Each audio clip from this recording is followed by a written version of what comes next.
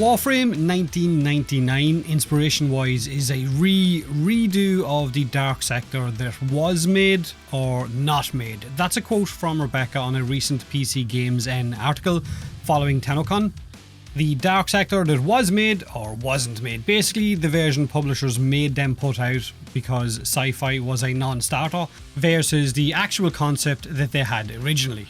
Now, she goes on to say that Warframe 1999 is Warframe. The only thing not Warframe about it is that it is set in 1999. So, from the gameplay, we know it plays the same, just with modern weapons. The movement is the same. The enemies, although look a little bit different, they also seem to be infested. In fact, some of the amazing Warframe community have deep dived into that 1999 trailer and deciphered some of the subway signs and some of the posters as well, with employees only being one of the signs, do not block doorways another.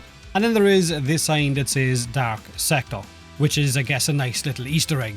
Now, I don't know about you, but I find this really interesting. The idea of them redoing Dark Sector's story in some form and bringing that across into Warframe with Arthur and his Jetstream Sam visuals into our Man in the Wall story as an alternate reality could be a lot of fun to dive into. Now, the single-player Dark Sector game that we got back in 2008 and the Dark Sector originally envisioned by Digix Extremes in the early 2000s are two very, very different games.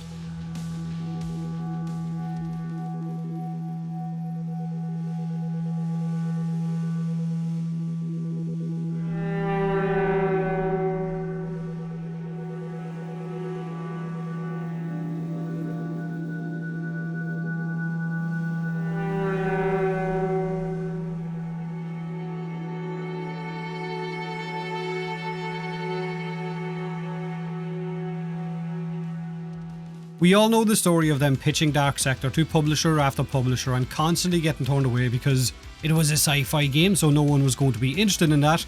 So they changed it to a modern day military game and released it in 2008 as a single player experience. They would then follow up their original vision and release Warframe 5 years later in 2013 after a lot of support from a very dedicated player base and that founders program. For generations, you slept. No purpose. No call to wake you. But back to Dark Sector.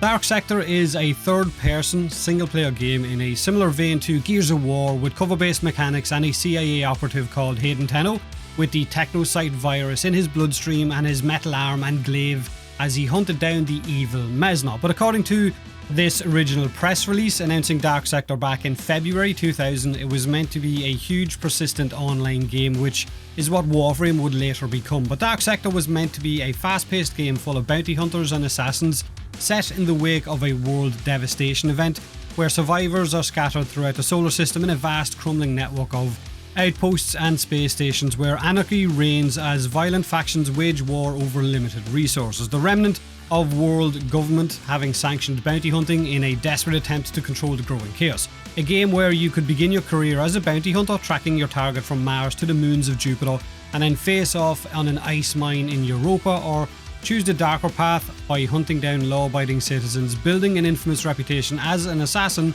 The growing price on your head would then turn your friends against you. So it had a PvP element. I also think it might have been first-person shooter as well, which was similar to what the Unreal Tournament was back then. But forget that side of it, forget the PvP and I guess the first-person shooter aspect of it, focus on the world devastation and where anarchy reigns. So the game that was made versus the one that wasn't. So it sounds like we might be getting a combination of Dark Sector as we know it, the single-player game, and then the original idea of it as well, both set within Warframe 1999, which gives us a little idea of, I guess, the setting with Arthur Excalibur chasing down Albrecht and Trati in that train station as he fights against alternate versions of the Infested, while being guided by another enhanced person on comms who at one point uses a mag sound effect. Albrecht might be that world's version of Mesna, with Arthur inside Excalibur's suit being the CIA agent chasing him down to stop him releasing the technocyte virus and causing that world devastation. Hence, the New Year's Eve countdown right on the eve of the Millennium. And for those of you not old enough to remember what it was like during the Millennium evening, the Y2K bug was something that a lot of governments, and I guess businesses at the time, were terrified of because they thought it was going to bring whole networks down, whole computer systems would crash and cause global devastation. Only the Y2K bug within Warframe 1999 might be the release of the Technocide virus globally at the hands of Albrecht, who is under the influence of Wally. Now, it won't be until next year whether we find out all of this, but there are plenty of other ideas within the Warframe community as to what Warframe 1999 might be, and to be honest, all of them could be true. We know nothing. One of the ideas I've seen being touted around, and I think it's kind of cool and it would be cool if it was true, is that Arthur could be Stalker's origin story, since earlier this year during a Reddit AMA, Digital Extremes mentioned how TennoCon would show us something Stalker related, which it didn't. Or maybe it did, maybe that's what 1999 was. There is the idea that all of this is inside Albrecht's head and he's trapped himself inside that kind of coffin in order to trap his mind inside one of these vessels on one side, with us then entering on the other side in order to help him banish a part of the man in the wall that he brought out of the void with him on that first encounter. But maybe the transition from us going into the vessel and then the trailer for Warframe 1999 might have just been for cinematic purposes during TennoCon, and the two of them might not be related at all. Maybe when we go into that vessel something entirely different is going to happen and it's not going to be related to Warframe 99. But whatever it is, I genuinely can't wait for next year to see exactly how Warframe 1999 is going to play out, because it is so different visually, I guess, to what we're used to. Have a great day either way, and as always, thanks for watching.